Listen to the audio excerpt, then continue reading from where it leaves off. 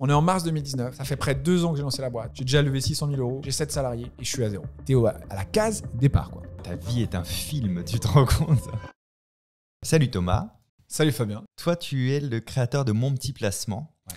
Et du coup, tu es devant moi aujourd'hui parce que figure-toi que j'y connais pas grand-chose en épargne, en placement, en trading, en action. Pour moi, tu es le loup de Wall Street. Okay.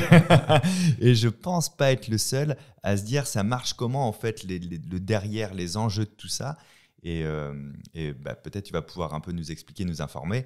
Et en même temps, on va pouvoir parler de ton parcours parce que toi, tu as été un peu le loup de Wall Street. Un peu. Tu as vraiment été un New York trader. Ouais, alors j'étais pas trader parce que j'étais en début de carrière, mais j'ai vraiment fait un peu plus d'1 an à New York. Ok. En fait, dans mon métier, dans mon équipe, on conseillait des fonds de pension. Donc, tu sais, le système de retraite aux États-Unis, Ouais. il est différent. C'est une boîte qui met de l'argent. Donc, en gros, concrètement, on travaille avec un Sanofi ou un Total qui a une filiale aux États-Unis. Cette filiale aux États-Unis, elle va devoir payer la retraite de ses salariés. Donc, étape 1, elle va estimer en disant j'ai 1000 salariés. Donc, en fait, les retraites, ça va me coûter 50 millions. Donc, elle fait ça. Ensuite, elle dit moi, je vais mettre 30 millions aujourd'hui. Et vous, dans la banque dans laquelle j'étais, vous allez me les faire grossir pour que ça devienne 50 millions. Pour que ça devienne demain. les 50 dont j'ai besoin. Ouais. Et ça me permet de ne pas payer les 50 millions de retraite, mais de payer un peu moins. Et du coup, mon métier, c'était de placer l'argent de ces fonds de pension, donc des investisseurs qui, pour le coup, ont beaucoup d'argent, d'essayer de le faire fructifier. Et c'est comme ça que je suis rentré un peu dans cet univers. Mon Petit Placement, l'idéal t'est venu quand et comment? En gros, l'idée, c'est un mix de 2 choses. On a parlé, j'ai commencé à travailler à New York, dans une banque. Je conseillais des investisseurs, pour le coup, professionnels. Donc, j'avais une petite expertise sur si j'ai 100 millions, mais si j'ai 1000 euros, dans quoi je les placerai. Okay. Donc, j'ai une petite expertise métier. De l'autre, et on pourra revenir après, mais je viens d'une famille, enfin, une partie de ma famille travaille toujours dans la banque. Okay. Du coup, depuis que je suis tout petit, j'ai toujours été un petit peu attiré, tu vois, par boursicoter, par placer son argent. C'était un langage à la maison? Ouais, en tout cas, très vite, mon père nous disait, allez, tiens, je t'avais mis 1000 euros sur un compte jeune, maintenant essaye de les faire fructifier. Enfin, il nous éduquait comme ça en faisant. C'est drôle. Ce qui est assez bien. Et je sentais, quand j'en parlais un peu dans mon cercle proche, que ce sujet bourse, et encore maintenant, ça génère de la curiosité. Il y a une réaction, ça laisse pas insensible les gens, tu vois. Les gens disent mais non, mais la bourse c'est pas pour moi. Moi j'ai acheté la bourse pour les nuls, pour comprendre ce qu'était le marché, je comprenais pas. Et donc tu vois, j'avais cette intuition au début de dire ok, ça génère une curiosité, ça génère des réactions fortes. Soit c'est pas du tout pour moi, ou soit ouais, moi je veux être trader, tu vois. Ouais. Et donc je me suis dit j'ai cette intuition un peu en parlant à mes proches, j'ai une petite expertise et du coup je vais essayer de la rassembler pour créer mon petit placement qui avait au début un pitch qui a un peu évolué, qui était de dire toi aussi profite de produits jusqu'ici réservés aux plus fortunés. Okay. Je me disais, moi je connais ces produits et puis c'est un truc un peu qui faisait du clic, tu vois. Et donc j'ai commencé comme ça dans un cours d'entrepreneuriat. Il fallait que je fasse un site pour ma dernière année d'école et j'ai mis 100 euros de pub, tu vois, sur Google, et j'ai eu 200, 300 personnes qui ont laissé un mail en disant moi je veux être contacté. Et donc là je me suis dit ok, on est passé de l'intuition autour de mes proches à un petit frétillement. Et depuis j'aime beaucoup essayer de ressentir le frétillement parce que je trouve que l'intuition c'est bien, la corroborer par un peu de terrain c'est très bien. Donc voilà un peu comment mon petit placement est né en 2017, donc il y a 7 ans déjà. Ok. Oui, parce qu'on peut peut-être parler de ça. Il y a une vraie différence, déjà, je crois, dans le rapport à l'argent aux États-Unis et en France. En tout cas, j'ai l'impression de voir ça dans le storytelling, par exemple, des gens qui ont réussi, qui en parlent beaucoup plus librement qu'en France. Moi, j'ai l'impression qu'on m'a toujours dit de bien épargner. Mais c'est ça, on épargne, c'est ça la différence. C'est que nous, on met l'argent sous le matelas, il ne va pas grossir beaucoup. En fait, finalement, on l'a juste mis de côté. Alors qu'eux, ils investissent, c'est-à-dire à mettre de l'argent pour essayer de le faire fructifier dans des choses qui sont plus ou moins à risque après. Est-ce que je résume bien ou pas? C'est exactement ça. Le Français, il a très peur du risque. Ouais. On pourrait revenir sur la définition, c'est quoi le risque en investissement? Parce que du coup, c'est anxiogène et je comprends que du coup… ça me fait flipper. On parle de risque et tu te dis, attends, on a peur du risque et en plus, on a des produits qu'il n'y a pas aux États-Unis qui sont que tu gagnes de l'argent sans prendre de risque. Le livret A, par exemple, en ce moment, c'est 3%. Pas de risque. Donc, c'est sûr que d'un point de vue pédagogique, quel est l'intérêt d'aller prendre du risque pour aller faire x2 du livret A, tu vois. Alors, il y a un vrai intérêt, mais ce que je veux dire, c'est que tu peux te dire ça. C'est ce qui fait que les Français, aujourd'hui, la grande majorité de l'épargne, elle est soit sur un compte courant, soit sur un livret. Je pense qu'il y a beaucoup de tes auditeurs qui vont se retrouver là-dedans. Ouais. Et pour donner un chiffre, parce que alors, je vais essayer de ne pas t'assommer de chiffres, mais moi, j'aime bien être assez concret. Nous, on a lancé une offre pour les enfants, pour que tu puisses préparer l'épargne, l'avenir de tes enfants. Okay. Si tu veux avoir 30 000 euros aux 18 ans de tes enfants, donc pour payer ses études, son appart. À la naissance, tu dois mettre environ 130 € par mois. Si tu le mets sans compte. Si tu l'investis, c'est-à-dire que si tu le places, et donc ça fait un petit effet boule de neige, ça passe à 70 € par mois. Donc, tu vois la différence entre épargner et investir. C'est ça qu'on appelle l'effet levier. Ça, c'est l'effet je vais poser plein de questions. Non. Tu es celui qui sait, donc je vais poser plein de questions. Ça, c'est ce qu'on appelle les intérêts composés. Ah oui, ok. Les intérêts composés, c'est-à-dire que tu mets 100. Admettons que tu gagnes 10%. Alors souvent, on peut plutôt viser 7-8, mais admettons que tu vises, pour faire simple, tu gagnes 10. Et ces 10, qui est de l'argent que tu n'avais pas l'année d'avant, eux vont retravailler et vont reprendre 10%, vont te faire 1. Donc la magie des intérêts composés, c'est que tu as de l'argent au bout d'un moment que tu n'avais pas, qui travaille pour toi et qui fait des petits. Mais quand tu investis, parce que moi par exemple, et je pense que je ne suis pas le seul dans ceux qui écoutent, je pense que je suis assez représentatif des personnes qui nous écoutent, ce qui me fait flipper si j'investis, du coup, pas si j'épargne, si j'investis, donc c'est le potentiel risque de perte en vrai. Et le deuxième truc, c'est l'impression que cet argent est plus disponible. Et je pense que ça vient de tous ceux qui ont eu un parcours de vie où on s'est construit une petite cagnotte à la force de la sueur, où tu te dis « Ouais, mais s'il m'arrive une galère, je veux pouvoir récupérer ça tout de suite. » Aujourd'hui, on te conseille de dire si tu investis 1000 ou 5000 €, c'est sur le long terme, donc 5, 6, 7 ans. C'est pas de l'argent dont tu dois avoir besoin pour partir en vacances, voilà. Mais l'argent n'est pas bloqué. Tu vois, l'argent est bloqué quand tu investis dans l'immobilier. L'argent est bloqué quand tu investis dans une start-up comme chez nous où on n'est pas liquide. Mais quand tu investis en bourse, tu peux retirer ton argent à tout moment. Oui, en fait, tu revends tes affaires. Tu revends. Et tous les jours, tu peux revendre. Le seul truc, c'est que on te dit projette-toi sur 5-6 ans parce que si... Pour la performance. Exactement. Si tu revends au bout d'un an, tu prends le risque que les 1000 €, ils valent plus que 800 s'il y a eu un Covid ou s'il y a eu une crise. Mais statistiquement, sur 5, 6, 7 ans, on sait que tes 1000, ils sont devenus 1003, 1004, 1005. Mais donc l'argent bloqué, c'est une fausse peur. Et ensuite, le fait de dire j'ai travaillé, j'ai accumulé de l'argent, et je préfère que tout ce patrimoine que j'ai mis soit safe, même si ça fait moins de petits, plutôt que ça travaille. Là, j'ai envie de te dire, mais est-ce que vraiment, admettons que tu aies 20 000 € de côté, tu as besoin instantanément de 20 000 € en cas de coup dur, tu vois. Que tu gardes 5 000 € un peu de côté, je le comprends, mais que les 10, 15 000, tu puisses les placer. Et quand je dis placer, c'est pas forcément les mettre sur Nvidia ou sur des cryptos, tu vois. Tu as des produits qui font 4, 5%, qui ont peu de risques, un peu pépère, tu vois. Il y a un truc qui m'a plu, moi, dans mon petit placement, dans la version qui existe actuellement, en tout cas. Et je pense que ça a parlé à pas mal de personnes. Toi, tu parlais des investissements boursicotés, etc. Ça paraît pas possible, je te le confirme.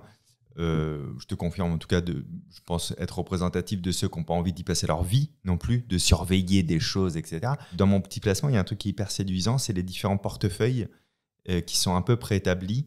Genre moi j'aime bien le portefeuille environnement, où tu sais que tout ton argent investi va dans une direction qui est en lien avec tes valeurs. Et en plus, il y a les gros no-go de quoi qu'il arrive dans ce portefeuille, il n'y aura pas l'exploitation des produits fossiles, des choses comme ça, où j'étais « Ah ouais, ça c'est très malin ça ». Ça, je pense que ça parle côté grand public de « Ok, je franchis le cap, je veux bien investir, mais pas n'importe quoi, n'importe comment ». Mais tu dis deux choses qui sont hyper structurantes. Le premier élément, c'est qu'il faut pré-mâcher. Effectivement, nous... Si je résume, dans notre offre, on a une gamme petit, moyen, fort, tu vois, 3 produits en fonction du risque, et une gamme en fonction des thèmes type environnement. Donc, nous, on essaye de faire ce travail de sélection et de dire, grosso modo, tu choisis un thème ou tu choisis un niveau de risque, et nous, on fait le reste. On fait la composition, on s'assure que le truc performe. Donc, ce sujet est vraiment important. Et ça paraît, quand j'en parlais à des concurrents ou à des banques, ça paraît être une innovation très, très faible.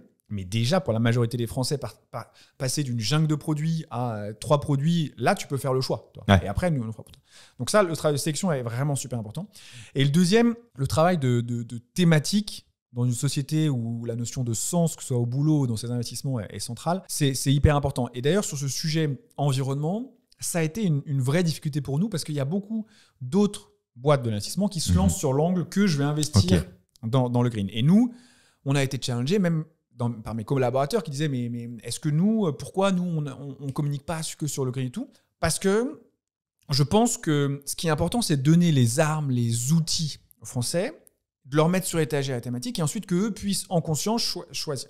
Et donc nous, le parti pris qu'on a fait sur ce portefeuille environnement, c'est de dire on ne va pas se marketer comme des experts. En revanche, on va s'abriter derrière un label qui est sans trop rentrer dans la technique, mais le label Greenfin, qui te permet justement d'avoir la garantie que tu as des exclusions très ferme, qu'il n'y a que 50 produits qui ont ce label en France.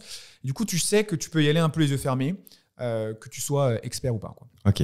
Ouais, non, mais ça, je trouvais ça très intéressant parce qu'encore une fois, il y a un côté, il faut que ça reste très facile en termes d'action quand toi, tu es de l'autre côté. Est-ce qu'il vaut mieux mettre des grosses liquidités quand on en a, ou est-ce qu'il vaut mieux rentrer directement et régulièrement un petit peu d'argent? Alors la réponse, elle est très simple. Malgré ce débat qui anime la toile, en tout cas nous, dans notre cercle d'experts, il faut investir régulièrement pour différentes raisons. Déjà, c'est un moyen d'épargner de manière indolore. C'est-à-dire que mettre 100 € par mois, c'est accessible en tout cas par une bonne partie des Français. Mettre 2000 € one shot sur un produit à risque, tu n'as pas le même sentiment. Donc, c'est épargner de manière automatique et indolore. Le deuxième élément, et là il est plus technique, c'est que les marchés, ils ont des hauts et des bas. Donc quand tu rentres régulièrement, parfois tu vas rentrer quand c'est haut, parfois tu vas rentrer quand c'est bas, donc quand c'est les soldes. Et du coup, tu rentres en moyenne, tu lisses ton point d'entrée. Ouais, tu vas exactement. Alors que si tu es un particulier et que tu dis « Ah là, les marchés ont baissé » ou là, Apple a beaucoup monté, je vais y aller », dans 90% des cas, tu vas rentrer au mauvais moment. Ouais. Et quand tu rentres à des moments qui sont pas si mal, typiquement des gens qui sont rentrés pendant la crise des subprimes, pendant le Covid, en fait, souvent, tu rentres et ça baisse encore un peu après. Du coup, tu as tes émotions qui prennent le dessus. Et du coup, tu vas vendre. Donc, voilà. Donc ça, c'est un moyen de mettre du rationnel, parce que tu t'en occupes pas, tu rentres régulièrement, dans quelque chose qui est très émotionnel, l'investissement. Et moi, j'aime bien faire un parallèle qu'on m'a dit au tout début, quand je me suis lancé, qui est assez vrai, c'est quand tu vas au supermarché, qu'il est 12h45, que tu n'as pas déjeuné, que tu as faim, tu vas acheter des chips, tu vas acheter des... Et ben, quand tu vas placer ton argent, que tu veux absolument faire de l'argent et que tu es émotionnel et pas rationnel, tu vas faire n'importe quoi. C'est la même chose. Et donc, placer régulièrement, c'est un très bon moyen pour éliminer ça. Je trouve que ça se comprend bien là, avec ce que tu viens de dire, les points d'entrée haut, bas, et une espèce de lissage médian. Le seul petit cas de figure où ça peut être intéressant de mettre un one-shot, c'est si tu mets sur un produit sans risque. Donc je dis n'importe quoi, tu as 20 000 €, tu sais que tu vas en avoir besoin dans un an, tu ne vas pas prendre de risque, autant les mettre d'un coup sur le livret A. Ouais. Du coup, tes 20 000 € vont travailler tout de suite. Tu vois. Alors que si tu les lisses, tu as 10 000 qui vont travailler maintenant et le reste. Mais c'est le seul cas de figure quand c'est un produit sans risque où c'est plus intéressant d'investir one-shot. Donc grosso modo, quand tu épargnes, investis one-shot. Quand tu investis régulièrement. Et c'est ça, tu l'as compris, la mission de Multiplacement, c'est d'aider les Français de passer du statut d'épargnant au statut d'investisseur. Quand on parle des... j'ai toujours pas posé les questions que j'ai envie sur toi, mais c'est trop intéressant tout ce que tu racontes. Quand on parle des à risque, donc le niveau de curseur de comment j'investis, donc en sécure, en médium et en à risque. En gros, c'est ça chez mon petit placement. Nous, on les a renommés, tu vois. Oui, mais ambitieux, intrépide. Voilà.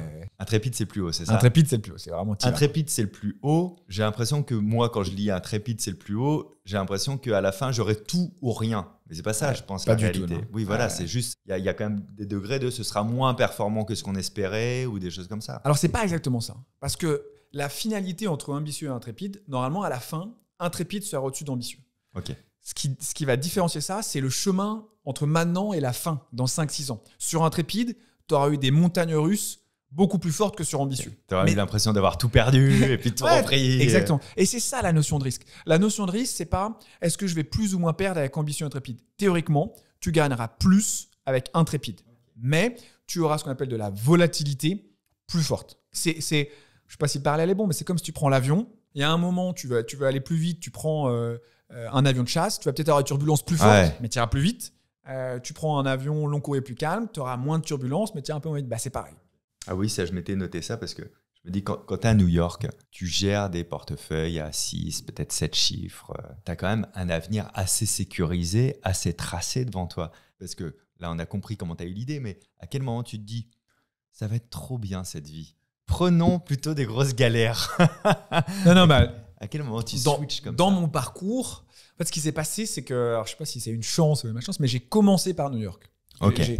Mon premier job, il est à New York, en banque. Donc, tu commences par le truc vraiment sympa. Un peu le cliché, tu vois, la banque à New York. Et en plus, il y a quelque chose qui est très vrai là-bas que j'ai vécu, c'est que moi, j'avais 24 ans. En fait, tu as beau avoir 24 ans, si tu es motivé, ça, tu es bien fait, tu veux y aller, tu montes assez vite et assez vite, tu peux gérer de l'argent, tu peux être en discussion avec des clients super intéressants. Alors qu'en France, je suis rentré après dans cette même banque pour faire une deuxième année de boulot là-bas. Et ben en fait, tu as été jeune, quoi. Et donc jeune, PowerPoint. La bleusaille. Et donc en fait, c'est vraiment cette chance d'avoir commencé par New York, ce retour en France dans cette même banque où je faisais le même métier. Mais je me suis dit, oh pétard, j'ai goûté un peu au nectar et je vois que là, je vais devoir faire des PowerPoint pendant 1 an. Et avant 5-6 ans, j'aurais du mal à retrouver quelque chose aussi excitant que ce que j'avais à New York. Et du coup, je me suis dit, j'avais fait une école d'ingénieur, j'avais une bonne expérience aux États-Unis. L'entrepreneuriat, ça commençait à être un peu à être bien à la main. Tu vois, donc je me dis, j'ai pas beaucoup de risques de tenter et de me lancer dans l'aventure entrepreneuriale. C'est plus facile maintenant, au bout de 7 ans, à dire. Je peux dire qu'au début, je voyais mes potes avec leur salaire, avec le niveau de discussion, avec du coup leur vie, leurs investissements à côté. Moi, je suis rentré à Lyon, j'ai fait New York, du coup un peu Paris, puis après Lyon, chez mes parents, au sous-sol, tu vois. Donc, comment on le vit ça quand on rentre chez ses parents, on travaille dans le sous-sol, alors qu'il n'y a pas si longtemps, on était plutôt bien en statut social. La chance, c'est qu'il y a quand même beaucoup de bienveillance autour de l'entrepreneuriat de manière générale. Enfin, je pense que tu dois avoir ça, mais donc du coup, tu sais que, en tout cas socialement, c'est valorisé. Donc déjà, ça te donne de l'énergie. Et le deuxième élément, c'est que je pense que la cause derrière mon petit placement, qui est de un peu réduire ces inégalités, redonner le pouvoir à ceux qui ne sont pas initiés, qui n'ont pas un gros patrimoine, vraiment au fond de moi, et j'espère que ça se ressent, tu vois, je sens ça, c'est très noble. Et donc du coup, tu te dis, ok, ça a du sens, et que j'y arrive ou que j'y arrive pas, ça vaut le coup d'y aller. Tu vois. Et donc, ça permet d'accepter ça. Après, moi, j'ai eu un cas particulier, c'est que ça a été très long, cette phase un peu seule. Donc, ça a été plus dur. Mais voilà, la bienveillance des gens et le fait qu'il y a une mission noble derrière a beaucoup aidé. Tu parles que ça a été très long. Est-ce qu'il y a eu des moments où tu t'es dit, j'arrête tout et puis je vais faire un CDI à la banque en face, ils vont m'accueillir à bras ouverts? Alors, souvent, j'essaie de me rassurer en disant, au pire, si ça plante, je suis plus que dans la finance, je sais faire un peu de marketing, un peu de juridique, tu vois, je me suis fait un petit réseau. Donc j'essaie souvent de me rassurer en disant, ok, au pire, tu as un filet de sécurité qui d'année en année remonte. Mais effectivement, il y a des fois où tu te dis, c'est pas je vais arrêter parce que tu as un peu d'ego, je vais arriver, mais tu te dis, mince, le truc, peut-être, j'y arriverai pas, quoi. Ton plus gros ennemi, ton plus gros oltar, ta plus grande montagne à gravir, c'était quoi? C'était les banques investisseurs? C'était... En gros, si je te refais... Donc moi, mon objectif principal, c'était de passer de l'entrepreneur PowerPoint à l'entrepreneur qui a un client. C'est comment je permets juste à une personne de mettre ses 1000 balles. Hyper intéressant. Et de se dire, c'est vraiment marche par marche. Ma finalité, en fait, c'est le petit placement version toi-même en entrepreneuriat. Exactement. Donc ça a duré 3 ans cette phase, c'était mon objectif ultime. Et en gros, pour te dire, nous, on est un intermédiaire. On n'est pas une banque chez Petit Placement. Donc, on fait une surcouche, je l'ai dit, de conseils, d'accompagnement, de sélection. Mais derrière, on s'appuie sur des établissements financiers. Ce qui est d'ailleurs, petite incise, mais très rassurant pour l'investisseur. C'est-à-dire que même si Petit Placement venait à s'arrêter un jour, eh ben, son argent est en sécurité. Donc, nous, on est un intermédiaire, une surcouche. Donc, il fallait se brancher, entre guillemets, avec des institutions financières pour que quelqu'un qui met 2 000 €, ça puisse aller dans la banque, ça puisse travailler. Et donc ça nécessite d'avoir des agréments, ça nécessite d'avoir une équipe de développeurs en interne, et ça nécessite d'arriver à convaincre une institution financière en face, de dire que le mec tout seul dans son sous-sol va générer assez de business pour qu'il mette 6-8 mois à se brancher, parce que c'est assez long. Là, mine de rien, il y a pas mal de docs, il y a pas mal d'informations, des trucs à vérifier, et des flux financiers. Donc c'est tous ces éléments qui ont fait que c'est long. Mais ça n'aurait pas dû être aussi long. Parce qu'il y a 2 éléments qui ont fait que ça a été si long. Le premier, c'est que j'étais jeune. Tu vois, en 2007, j'avais 25 ans. Donc, je n'avais pas une expérience entrepreneuriale très forte. C'est beaucoup de métiers à la fois. Et le deuxième, c'est qu'on avait réussi à convaincre un partenaire qui était une filiale de la banque dans laquelle j'étais à New York. Tu vois. Et au bout de 2 ans, donc en mars 2019, elle se fait intégrer par notre banque. Et ils disent, tous les partenaires externes, on arrête. Donc là, on est en mars 2019. Ça fait près de 2 ans que j'ai lancé la boîte. J'ai déjà levé 600 000 €. J'ai 7 salariés et je suis à 0. J'ai pas de produit. J'ai beau avoir un beau storytelling, ça fait 2 ans et t'es à la case départ, quoi. Et ça, comment t'en parles avec ton équipe? Est-ce que tu es le premier au courant ou pas? Ouais, alors d'ailleurs, pour l'anecdote, ce qui est assez marrant, c'est que nous, on n'attendait qu'une chose. Donc, on était branché avec cette banque et on attendait l'agrément final du régulateur pour dire OK, maintenant, techniquement, vous êtes prêts, vous pouvez y aller, go. Et d'ailleurs, moi, j'avais déjà ouvert un compte test. Donc, toi, ça veut dire que le truc, les tuyaux fonctionnaient. Ouais. Tu pouvais investir. Et en attendant ça, donc c'était un peu plus calme. Donc, on préparait une campagne de lancement marketing. On allait dans des écoles faire des conférences et aller chercher les futurs clients. Et moi, en parallèle, je donnais des petits cours d'entrepreneuriat à Télécom. Et d'ailleurs, le prof, s'il écoute ça, il pourra s'en connaître. Et en fait, dans ce cours d'entrepreneuriat, moi, je racontais surtout mon histoire. Comment, comment je l'ai fait. Et j'avais, je me souviens très bien, un slide qui expliquait un peu le schéma de flux multiplacement. Et donc, il y avait un rond qui disait, ça, c'est le client. Il alimente un petit compte. Ce compte, il va dans la banque. Et après, c'est placé sur les produits. Ça fructifie. Et juste avant ce cours, c'est moments un peu choc. Comme ça, tu te souviens très bien où t'es.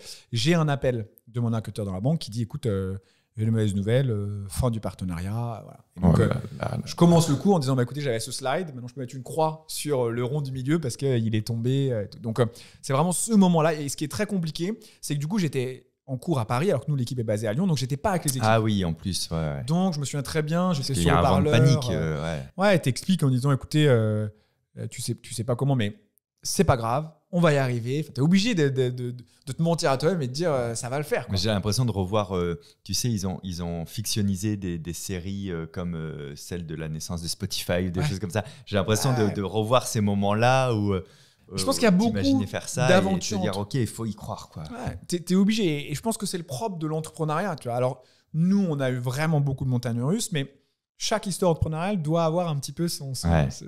Donc voilà. Donc, on l'apprend, gros coup de massue auprès des équipes parce que tu te dis, on a mis 2 ans pour faire ça. Est-ce qu'il faut encore 2 ans Il y a une vraie pression sociale. C'est-à-dire que, je t'ai parlé de la bienveillance des gens, mais en fait, la bienveillance exacerbée, ça devient hyper contre-productif. Chaque week-end, chaque soirée, mes potes, et alors, mon petit placement, ça en est où? Ça se lance quand? Quand est-ce que je mets Medival? Exactement.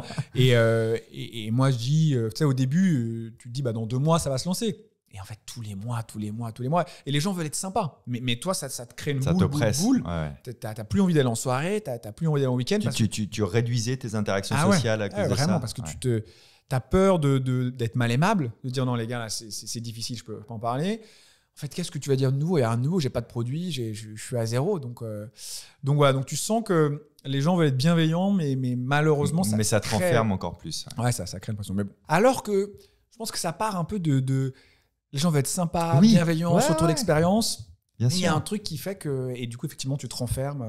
Et donc ça rajoute beaucoup de difficultés. Donc mars 2019, il se passe ça. C'est quoi l'étape d'après? Comment tu rebondis ou comment tu creuses ta tombe? Ouais, donc mars 2019, on perd ce gros partenaire. Donc il y a un peu, tu sais, comme les failles de deuil, d'acceptation et tout. Donc, au début, moi, je disais non, mais en fait, c'est pas possible. On va trouver une solution, on va aller taper plus haut dans la banque, même eux, ils allaient intéresser. Donc je mets un petit mois à réaliser qu'en fait, c'est mort, quoi. Ouais. Donc ça, période difficile. En plus, effet de bord non souhaité, c'est que dans notre stratégie de distribution chez Multiplacement, on voulait faire du direct, mais on voulait aussi passer par des banques. C'est-à-dire qu'on allait voir les banques en disant, écoutez, vous êtes les leaders du marché, mais il y a des gens, 25, 30, 35, qui ne viennent plus en agence ou qui trouvent que le banquier n'apporte plus la qualité de service, de conseil ou d'usage. Et donc, on avait réussi à les convaincre, une banque, de proposer Multiplacement à leurs clients entre 25 et 35 ans qui ne venaient plus en agence. Okay. Donc, eux, ils étaient distributeurs de la solution Multiplacement. Ouais. Là, tu te dis, c'est pas bête, dis pas mal. Sauf que cette banque, qui était une banque régionale, était liée avec la banque qui est tombée. Donc, le partenariat, en mai 2019... Après 2 mois de négo, disent écoutez, en fait, l'usine, le branchement est tombé, donc ça tombe. Donc je perds aussi un gros partenaire que j'avais mis une bonne année à essayer de travailler, faire signer. Ouais. Et avec ça, on avait travaillé tout un plan de lancement avec eux, tu vois. Donc dans la catastrophe, ça continue. On leur a fait une campagne marketing, tu vois, donc grosse campagne d'affichage. Et tout. On arrête le partenariat. 2 mois plus tard, en juin, tu vois. Je vois sur LinkedIn le directeur marketing qui dit « Merci aux équipes, on est super contents ». Et tu vois, sur la gare de Dijon, une grande affiche avec toute la campagne qu'on leur a fait à leur couleur, plus aucune mention de Multiplacement. Donc là, on a attendu une phase où on perd le branchement, on perd un partenaire et en plus, on se fait voler, entre guillemets, une campagne. C'est dur. Donc là, tu es dans un moment vraiment, tu vois, juin 2019, je suis dans cette question où c'est très dur. Mais, paradoxalement, cette campagne volée, c'est aussi le début du commencement, parce que tu te dis, tu as un peu d'ego où tu te dis, putain, les gars, c'est quand même une banque, ils ont 3000 salariés, c'est clair. ils ont des gros moyens. Ils ont pris notre on est 7 jeunes, tu vois, et ils ont pris notre campagne, donc il doit avoir un truc. Ouais. Et donc, tu te mets à avoir confiance dans ce que tu fais. En plus, je te l'ai dit, moi, j'avais fait une petite levée de fonds en octobre 2018, donc il y a 6 mois, donc j'avais des actionnaires, donc tu es un peu dans un truc où de toute façon, tu dois rendre des comptes, donc tu peux pas abandonner comme ça. Et donc, on s'est mis un peu en mode commando. J'ai pris des développeurs, des conseillers, et on a dit, OK, on prend la liste de tous les établissements financiers, on les contacte et on leur demande si eux, ça peut être notre fournisseur de solutions financières. Donc, on est allé chercher, mais tu vois, des mutuelles de combattants. Enfin, tu vas trouver des trucs. Et donc, on a une liste. Et au final, je te fais un peu vite, mais en octobre 2019, on trouve un partenaire qui accepte d'être notre back-office. Donc, on se lance, on met 4-5 mois à se brancher, à s'interfacer avec eux. Et février 2020, on est live. Ça fait 3 ans. On est là. Et donc, moi, j'ai vraiment... Donc, février 2020, ça me parle vachement, cette période. Février 2020. Donc, moi, j'ai atteint mon premier objectif qui est... Je te jure, j'avais presque une larme à l'œil quand le premier client signe. Le fameux 2017, accompagner au moins une personne. Exactement. Ouais. Je peux ressortir un peu et dire, ça y est, maintenant, tu peux investir. Donc, on se lance février 2020. On fait bien sûr... tu vois, on était impatients. Donc, on fait un bruit sur les réseaux de dingue. On fait pas mal d'animations. Et donc, on arrive à faire ce qui pour nous était pas mal, tu vois, 200 clients en un mois, qui confient en moyenne 5 000 € chacun. Donc, on commence à avoir, tu vois, notre premier investissement. Il s'avère qu'un mois plus tard, mars 2020, je pense que tu dois connaître cette date, Covid. Et pour le coup, les marchés financiers ont eu très peur. Tu vois, ils sont contractés d'un coup. Ouais. Donc, les marchés font moins 30%. Et donc, nos 200 premiers clients qui avaient patienté pour certains depuis 18 mois, tu vois, et qui disent ça y est, j'y vais et tout, on les avait chauffés. C'est sécure. Et bam, eux, tu vois, ils perdent tout l'argent. Donc là, c'est très dur parce que tu te dis, en fait, j'ai même pas eu le temps de sortir la tête de l'eau que là, tu me la rapides d'autant plus fort. Tu vois. Mais qu'est-ce qu'il j'avais pas pensé du tout à ça. Qu'est-ce qui va se passer? Donc nous, ce qu'on fait, la chance, c'est que c'était sur les petits volumes. Donc du coup, je les ai appelés un par un pour expliquer. Ah oui, 200, tu peux te permettre. 200, tu peux. Là, on a 25 000, tu peux. Ouais, c'est ça. Donc du coup, toujours dans mon malheur, on a ce réflexe de faire beaucoup de pédagogie, de les appeler, de dire mais non, là c'est un investissement, c'est sur le long terme. En plus, tu rentres régulièrement, donc tu vas rentrer au mois d'avril avec ton premier versement mensuel et du coup tu vas rentrer très décoté et tout. On avait des exemples, tu vois, la crise des subprimes en 2008-2009. Pareil, les marchés baissent énormément et au bout d'1 an et demi, je crois, ils reviennent à leur niveau. Donc tu vois, on dit effectivement, ce qui est embêtant, c'est que tu es collé là, mais il n'y a pas de drame, tu vois, le marché va pas s'arrêter. Donc, on met beaucoup de proximité, beaucoup de pédagogie et on a pas mal de chance. C'est que les banques centrales injectent beaucoup d'argent, soutiennent l'économie, donc les marchés remontent très vite. Ouais. Et donc, ces premiers clients, quand tu as été présent dans la galère, qu'en plus ton discours s'avère être vrai et que les performances sont là, mais c'est devenu des super parents. Ah bah oui, tu m'étonnes. Les mecs en parlaient en disant, putain, mon petit placement, c'est vraiment la pépite. C'est quoi, on est rentré en plein Covid. Et donc, on a eu un bouche à oreille de dingue. Bah ouais. Et donc ça nous a bien aidé. Donc ça, c'est le premier élément qui fait que après 3 ans, c'est dur, mais il y a un petit coup de pouce de destin.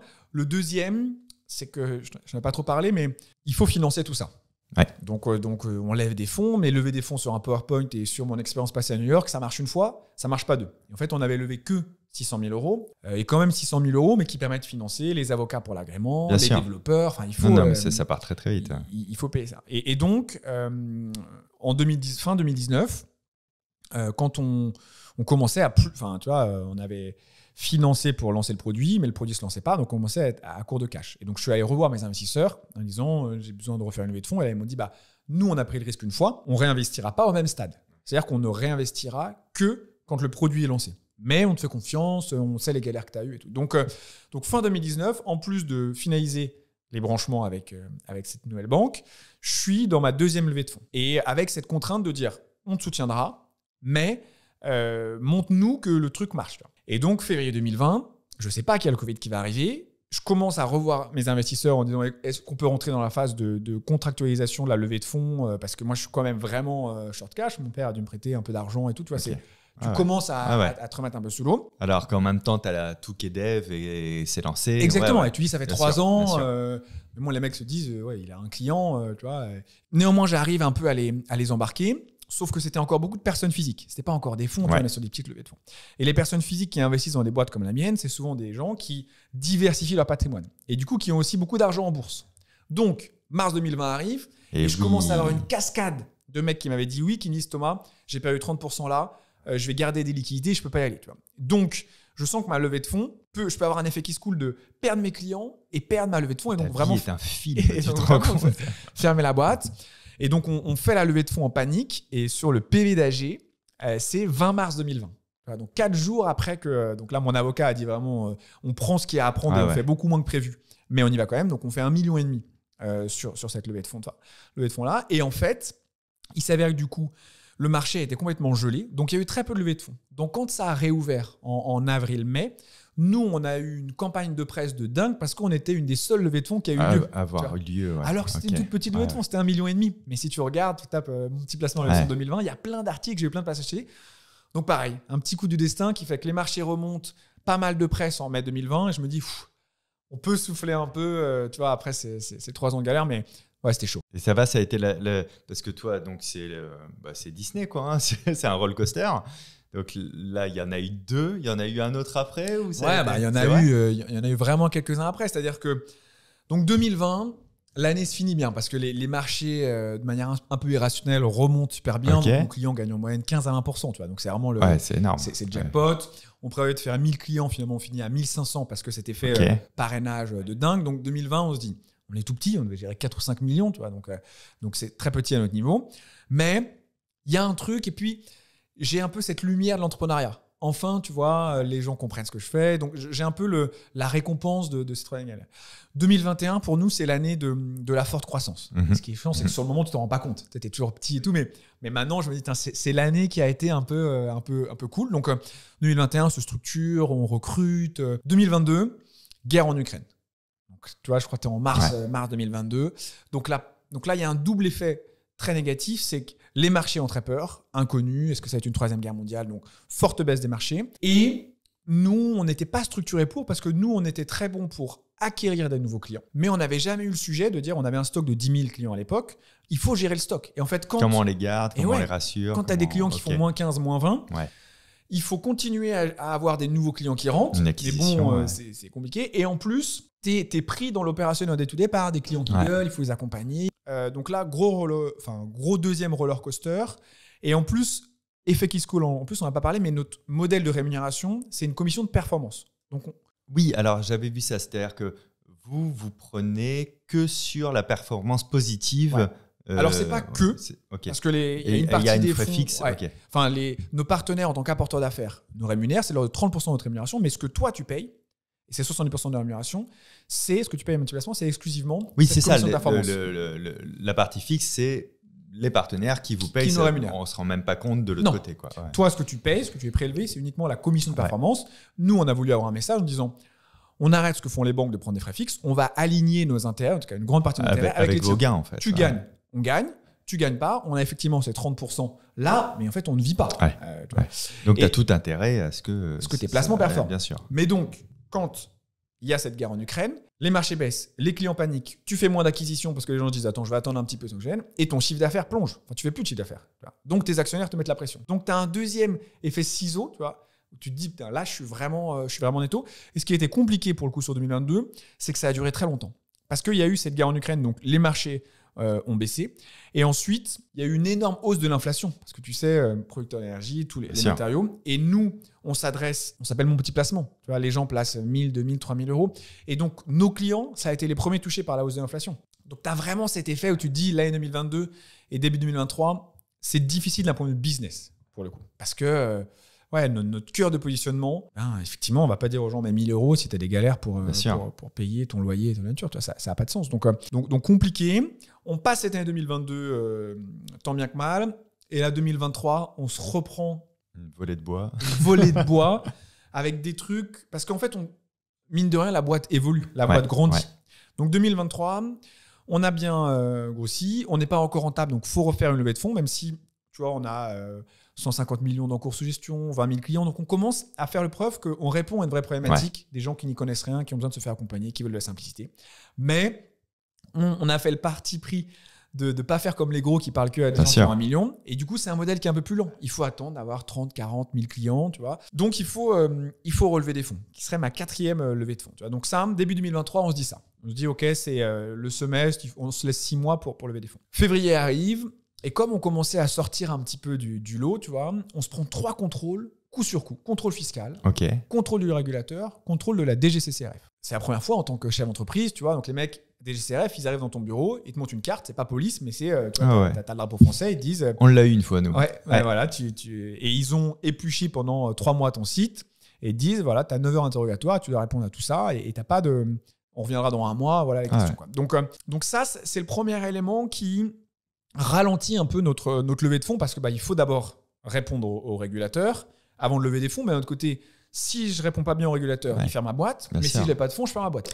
Donc, je me reprends un petit taux. En plus, je ne sais pas si tu as entendu parler de ça, mais 2023, les taux d'intérêt sont importants. Donc, il y a moins de liquidité. Donc, c'est beaucoup plus dur de lever des fonds.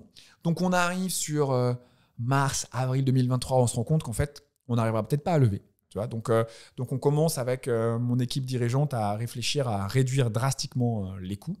Il s'avère qu'on décide fin avril 2023 de faire un plan de licenciement. Donc j'avais 60 collaborateurs à l'époque, on enlève 15, tu vois, donc qui est un truc très important. Et il s'avère aussi que ma femme attendait notre 2e enfant. Donc là, tu as ces 3-là. Donc on arrive en mai 2023, où j'ai encore le cocotier a encore été secoué, les contrôles, du mal à lever, un sujet RH très fort. Et ça se caractérise par un week-end qui est le week-end, enfin mon enfant est né le 6 mai, donc je le connais, c'était je crois le samedi, un truc comme ça. Donc il naît, le 2e il naît le 6 mai, le lundi, matin, 2-3 jours plus tard, j'annonce tremblant à mon meeting du lundi 15 matin personnes, devant toute la boîte. 15 personnes en moins. Voilà ce qui se passe. Pour notre mission, pour nos clients existants, je dois réduire les coûts et je vous contacterai par mail pour ceux qui sont concernés. Donc, tu as une petite demi-heure comme ça où vraiment l'ambiance est terrible, tu vois. Et la suite de la semaine, je dois continuer à lever des fonds. Enfin, donc là, en termes d'intensité, d'émotion, de fatigue, là, c'est très compliqué. Il s'avère que malgré le plan licenciement où on montre qu'en fait, qu'on réduit nos coûts, que du coup, on est presque à l'équilibre financier, ça traîne. Donc, en juin, je lance une procédure de conciliation pour geler nos dettes en espérant de réussir à trouver quelqu'un qui nous finance. Et fin juillet, donc vraiment au moment où avec mes actionnaires, ça commençait à chauffer. Pris à la gorge. Et quelques fatigues de nuit fatigues dormies avec le petit nouveau. Là, tu étais dans un moment où tu ne réfléchis plus, tu exécutes. Tu étais vraiment un robot. Tu es juste réactif. Et donc, on arrive à trouver un investisseur qui croit en notre modèle, qui croit au petit placement, qui croit à la volonté de démocratiser et qui va nous accompagner sur une grosse levée qui, du coup, là aussi, va s'avérer être une super nouvelle parce qu'on fait une grosse levée de 6,5 millions qu'on complétera ensuite avec 4 millions de plus, à un moment où en fait, on a largement réduit nos coûts. Donc, on a presque trop de cash. Oui, c'est ça. Qui, 4 mois avant, était impossible. Donc, il se passe ça où tu ressouffles à nouveau. La belle histoire, c'est que des salariés qui étaient dans le plan de licenciement, on a pu les réintégrer. 3 mois plus tard. Ça, c'est joli, par contre. Donc, ça, c'est très sympa. Pour ceux qui pouvaient et qui voulaient, j'imagine. Mais déjà, tu te dis, ça veut dire qu'humainement, le plan de licenciement a bien été géré si les mecs acceptent de revenir. En termes d'histoire, en tant qu'entrepreneur, pouvoir reproposer à des personnes de revenir, c'est top. Tu vois. Donc, c'est pour ça que je ne veux pas donner que les galères. Tu vois. Je veux dire que c'est un roller coaster. Il faut avoir confiance, mais c'est générateur d'émotions fois 1000. Quoi, tu vois. Mais ça, c'est un de tes 2 moteurs de ce que j'avais cru voir. L'humain était... pour le coup, c'est ce qui différencie du loup de Wall Street, comme on disait au tout début pour rigoler, mais qui avait une vraie dimension humaine à tout ce que j'avais pu voir, moi, sur ton parcours. En fait, quand t'en baves, quand c'est si lent, le seul truc que tu crées réellement, c'est l'actif RH, c'est le groupe, c'est les 7 personnes avec qui on a vécu des galères, c'est les 20 après. En fait, tu vis une aventure RH. Et donc, moi, je disais même si je plante la boîte, même en 2022, même maintenant, en fait, j'aurais toujours créé cette équipe. Tu vois, j'ai plus de 150 salariés qui sont passés en tout dans la boîte. Maintenant, on est une cinquantaine. En fait, tu crées un truc et si tu dézoomes, on va philosopher sur la vie, mais en fait, Tu vois, il faut partager des trucs. Et donc, l'entrepreneuriat est un très bon moyen de vivre des émotions et une aventure humaine qui est extraordinaire. Et c'est déjà un actif qui vaut peut-être beaucoup plus que les millions que je pourrais me faire si un jour ça marchait. Tu vois. En termes d'émotions, ouais, tu en auras vécu pas mal. Par contre, mais 2017, je suis psychologiquement prêt à me dire, malgré tout ça, il y aura sûrement d'autres galères. Mais forcément, parce que en fait, tout ce que tu as vécu, ça t'a offert une espèce d'armure un peu incassable, quoi, de résilience en tout cas, où ça va être dur de te surprendre demain. Je pense que quand on t'appelle pour te dire on a un problème, on a un serveur qui est tombé, tu dois dire c'est que ça va. et puis tu as la prophétie auto-alastrice. C'est tu dis on est dans la galère, les gars, vous savez que nous, plus c'est dur, plus on sait exécuter, et plus par rapport à la concurrence, on est un peu meilleur dans les moments galères, donc on va prendre de l'avance. Donc chaque galère est une opportunité. Mon petit placement aujourd'hui, c'est combien de clients à peu près? Donc aujourd'hui, ce que je dis, c'est de l'ordre de 25 000 clients, pas loin de 200 millions qui sont placés chez nous, et un modèle, on en parlait tout à l'heure, des versements réguliers, c'est-à-dire qu'on a à peu près 90% de nos clients qui reversent chaque mois. Donc en fait, on a une espèce de paquebot qui avance. Oui, en prélèvement automatique. Ce qui est très bien pour eux, pour les deux raisons que je disais tout à l'heure, mais ce qui est aussi bien pour nous, parce que c'est de la croissance un peu garantie. Tu vois. On sait qu'on a 50 millions qui tombent chaque année, comme ça. Oui, c'est ça. Donc la boîte se structure. Pour autant, par rapport à une banque qui a 10 millions de clients, tu vois, on est encore tout petit. Et moi, quand tu parles d'impact, j'ai envie de changer un petit peu ce statu quo de l'épargne qui est à chambouler, selon moi. Mais parce que sûrement... encore aujourd'hui, dès qu'on parle d'investissement, c'est un mot qui est connoté, qui est chargé d'idées reçues, de craintes, de peurs, de machin. Et donc, il y a le travail, je pense, à faire de OK, on fait découvrir mon petit placement. Je vous mettrai d'ailleurs des liens dans la description. Mais en même temps, faire découvrir... Voilà ce que ça veut dire. Voilà comment on peut faire aujourd'hui en 2024.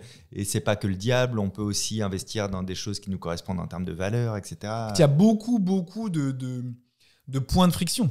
Il y a le vocabulaire, tu l'as dit, l'investissement, la bourse, le trading, ça fait peur et c'est pas sexy. Il y a la complexité des produits. Tu vois les trucs, et puis les intitulés des produits, c'est fonds Rothschild, MSCI World et tout, tu vois déjà. Donc, il y a complexité des produits. Il y a ce sujet d'humain-intérêt. En fait, tu vas voir ton banquier, tu te dis, lui, il me vend un produit parce qu'on a dû lui mettre dans son bonus qu'il fallait vendre ce produit. Donc, il y a un sujet de qualité du conseil. Donc, en fait, il y a beaucoup de points de friction. Et donc, c'est sûr que c'est difficile de tout en évalser. Mais bon, je suis content que tu me donnes la parole. Ça permet déjà d'essayer, que ce soit pour mon petit placement ou pour d'autres acteurs, tu vois, d'évangéliser un petit peu et de montrer que tu peux investir simplement. Et qu'en fait, l'investissement, c'est avant tout une question de comportement que d'expertise. On l'a dit tout à l'heure, si tu investis, je peux te donner une autre stat, mais pour avoir 100 000 euros à 60 ans, il faut mettre 120 euros par mois si tu commences à 20 ans. 200 euros si tu commences à 30 ans et par contre 650 euros si tu commences à 50 ans. Donc c'est plus un sujet de investir régulièrement, mettre un petit peu de côté, faire travailler plutôt que de savoir si tu veux investir sur telle entreprise, tel secteur et tout. Tu vois. Et donc il y a beaucoup de gens qui disent non, c'est pas pour moi parce que j'ai pas le temps, j'ai pas la technique. Mais non, aie le bon comportement et effectivement tu feras peut-être pas 15% par an mais 8% par an, mais ça sera déjà très bien. Tu pourras doubler ton patrimoine. Donc c'est vraiment un levier de liberté, d'indépendance. Et c'est en ce sens que je veux me battre pour qu'il soit accessible au plus grand nombre. Il y a un minimum pour mon petit placement pour commencer, on va dire. Nous, c'est 300 euros. C'est quoi? C'est un ticket, ton premier versement est de 300 et après, tu fais ce que tu veux, entre guillemets. Exactement. Alors nous, on incite, tu vois, c'est 90%, donc on incite à mettre régulièrement, mais tu peux arrêter quand tu veux tes versements. T'es pas du tout collé. Et il y a un truc important, c'est que mes conseillers sont majoritairement rémunérés au nombre de clients qui font signer et pas au montant. C'est-à-dire que si toi, tu veux mettre 300 euros, que tu n'y connais rien, tu pourras prendre une demi-heure avec mon conseiller parce que lui, il sera content de te faire signer. Et s'il y a quelqu'un qui met 300 000 euros, parfois même, ils sont moins contents parce que celui qui met 300 000 euros, souvent, il a un patrimoine plus complexe. Il va être plus tatillon. Alors que la rémunération, ça ne change pas. Tu vois. Donc, ça, c'est aussi quelque chose qui est assez vertueux parce que ça participe à avoir une mission qui joue dans le même sens. On a beaucoup parlé d'entrepreneuriat. Tu as une part belle ce qu'on appelle un peu le dev perso, toi, dans ta vie ou pas? Parce que j'ai l'impression quand même que c'est un peu intriqué avec qu'est-ce que je fais pour être heureux, en fait, demain? Ou est-ce que c'était juste naturel ou Non, on a un tout dû parler, mais moi, en fait, je viens d'où je viens. Tu vois. Je viens d'une famille de... Mon père était banquier, mon grand-père était banquier. Donc, d'un côté, j'ai une famille de banquiers, j'ai continué dans le cliché et heureusement, je suis tombé dans l'entrepreneuriat. Aidé par la famille de côté de ma mère qui, pour le coup, est une famille d'entrepreneurs lyonnais. dans la souris. Et donc, je pense que... T'es le résultat des deux. Ouais, je pense que j'allais dans le cliché de la banque de mon père et la graine de ma mère a fait que j'ai dit non, je prends un virage, tu vois. Et c'est marrant parce que j'ai pas d'entrepreneur direct, tu vois, ni mon père ni ma mère, mais il y a un peu un inconscient familial où je pense que tu as un truc au fond de toi qui fait que ouais, tu as envie un peu de faire par toi-même, de faire bouger les lignes. Et donc voilà un peu d'où je viens. Et maintenant, j'ai ce moteur tu connais ça très bien, de faire par soi-même. Ouais. J'ai pris cette confiance qu'à mon petit niveau, je pouvais faire bouger les lignes. Ouais. Donc ça, c'est sûr qu'en termes d'épanouissement, quand tu vois, tu peux impacter quelque chose, même à un petit niveau, c'est très nourrissant. Hein, exactement. Qu'est-ce qu'on peut dire sur mon petit placement que j'aurais pas dit, parce que c'est quand même ton bébé, on en a parlé par contour, mais peut-être qu'on peut en parler un petit peu plus. Mais non, ce qu'on peut dire, c'est, mais que ce soit mon petit placement haute, c'est lancez-vous. Alors, en fait, même petit, ce qui est important, c'est le temps long. C'est ça qui fera des montants importants.